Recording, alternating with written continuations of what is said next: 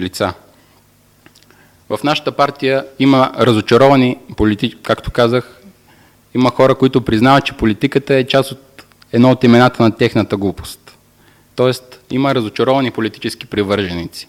Има разочаровани политически привърженици от ДПС, има вече и от ГЕРБ, колкото и странно да е, въпреки че са нова формация, нова партия, която претендира за нещо ново.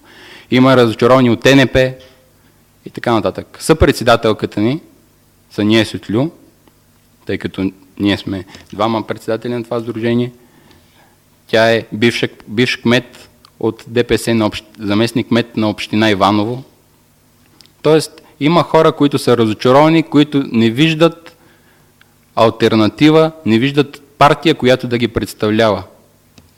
Хора, които искат някаква промяна на самото статукво. А за членовете, при учредяването ни присъстваха представители на около 3000 човека от различни области, повечето разположени в северо-источна България. Силистра, Шумен, Варна, Търговище, така нататък.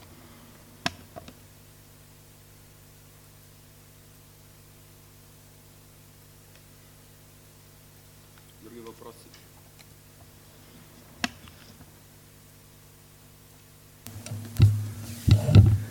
Приветствам младите хора, които много хубаво говорят. Ние като по-възрастни тук помним такива изявления последните години, последните 22 години.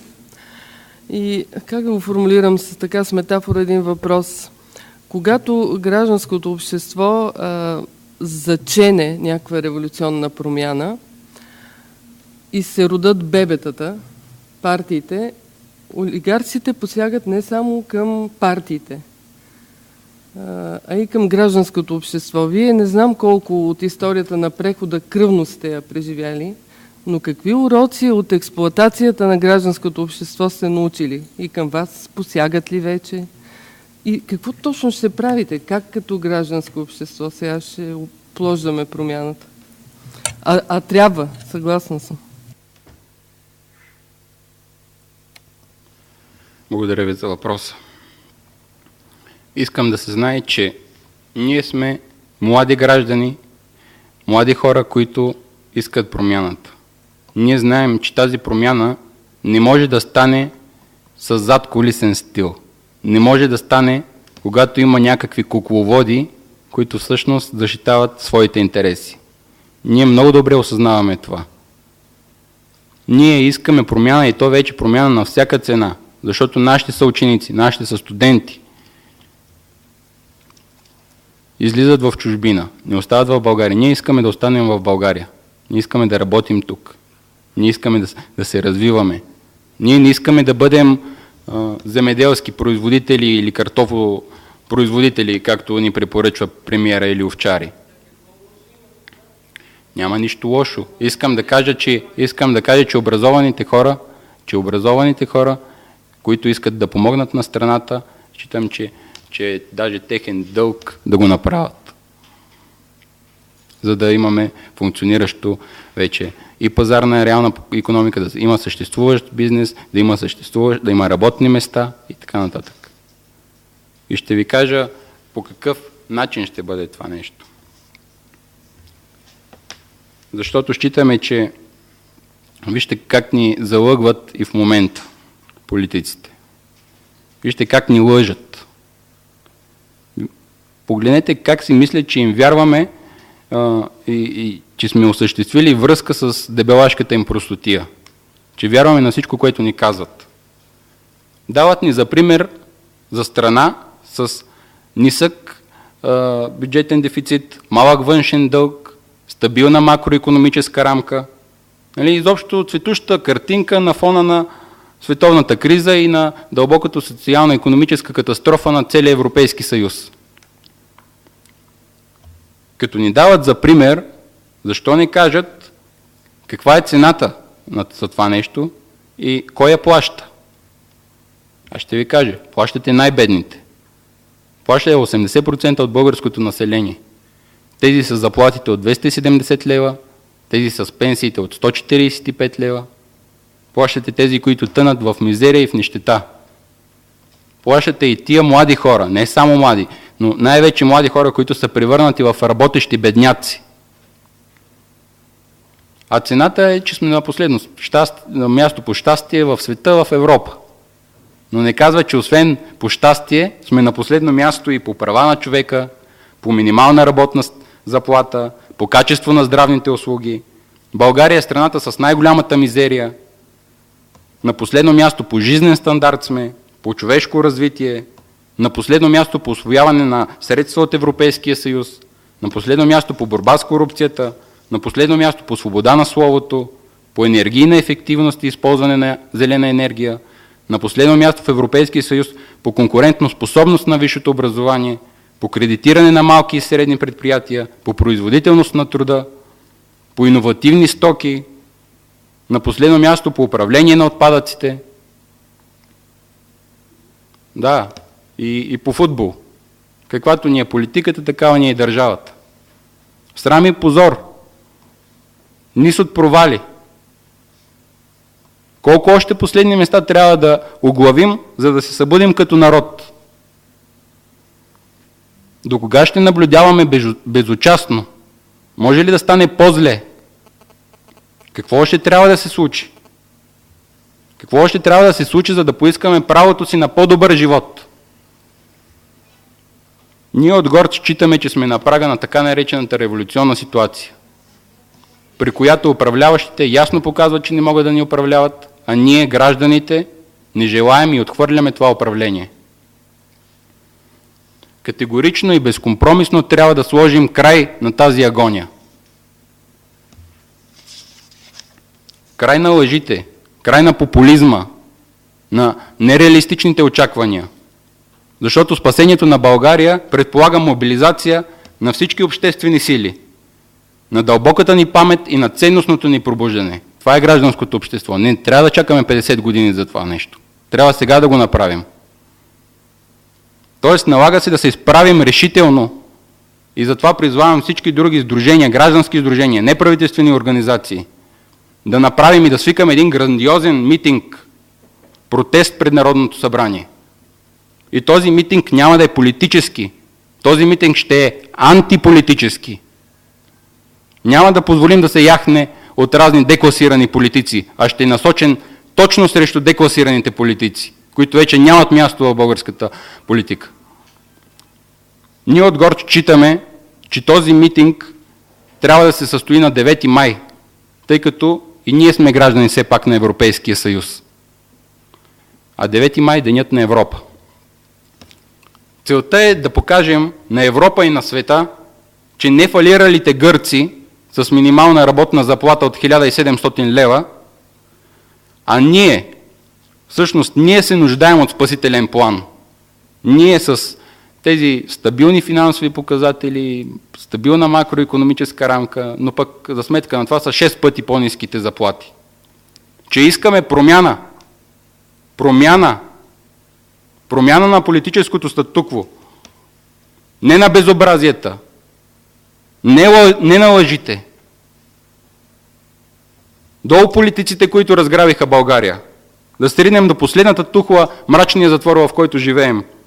За да не ни питат един ден децата ни с какви очи неморални и несвободни хора, като вас, ни учите да бъдем морални и свободни. През цялото време говорите за политиците като нещо чуждо, като враг. Ние, гражданите, ние, обществото, те, политиците. Не се ли замисляте, че българските политици нито са паднали от Марс, нито са внесени от чужда държава. Те са функция на българското общество. И когато ви споменах за тези 50 години, нямах предвид да чакаме 50 години, казах ви, че гражданско общество ще има след 50 години, ако сега се положат усилия. Защото това е наистина бавен, исторически и еволюционен процес. Предполагах, че го знаете. Разбира се, че го знам. Всъщност, вие преповтаряте въпроса си. Още Филип Димитров беше казал, че за да има демокрация и гражданско общество, ще трябва 40 години, толкова колкото са скитали из пустинята. Докато не умре последния живял в комунизъм, едва ли не. Не считам, че трябва да чакаме. Партиите, ние сме граждани, които вече ни е писна от партиите. Тези партии ни залъгват. Тези партии мислят, че вярваме на всяко едно нещо. А ако видите форумите, ако погледнете, ако чуете хората какво говорят, въпреки че ги е страх да го кажат публично като нас, ще видите, че всъщност партиите са се превърнали в едни проводници на олигархически интереси, които всъщност купуват гласове, всъщност манипулират изборите и така нататък. С тия избирателни списъци, в които има хора, които са починали от доста време и така нататък. Това е изборът, това е хората, които избират, или това са били хората, които избират партиите. А гражданското общество, считам, че е крайно време да се обедини и да се събуди. Не може в Гърция, както казах, с 300 евро бонуси за Велик ден да правят протести, а ние, хората, които нямат да си купят 1 кило агнешко или яйца от щастливи кокошки, да седим и покорно да сме свели глава, за да не отсече сабята, както е в народната мъдрост. Тази народопсихология е крайно време да я изкореним. Затова ние сме за това ново начало. Затова ние се обединяваме. Затова нашето сдружение не се разделя на турци, на българи, на цигани. Нашето сдружение ни обединява това, че сме не политици и правим новото разграничение на политици и неполитици. За да може да сринем вече тази система. Тази система на монополите, която 23 години ни държи в подчинение. А като сринете системата, с какво смятате да я замените? Да допълня въпроса. Как смятате да я сринете?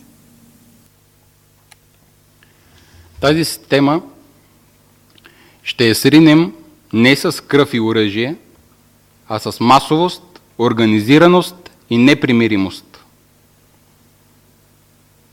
Считаме, че гражданското общество, без значение етнос, религия, трябва да се обедини и трябва да покаже, че не желае да бъде лъгано, че не желае да продължават тези безобразия.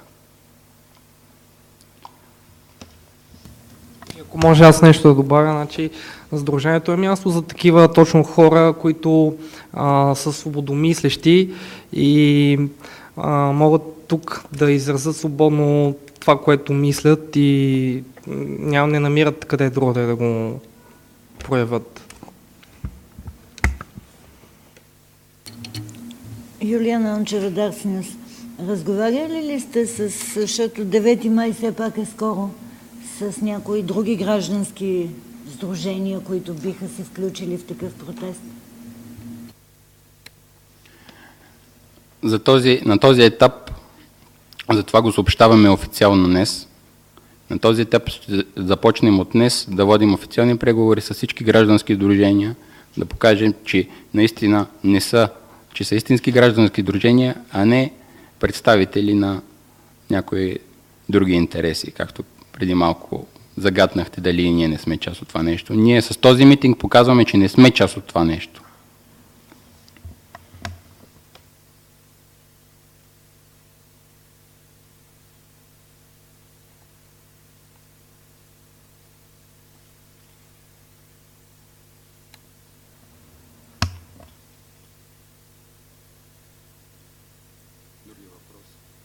Други въпроси имате ли?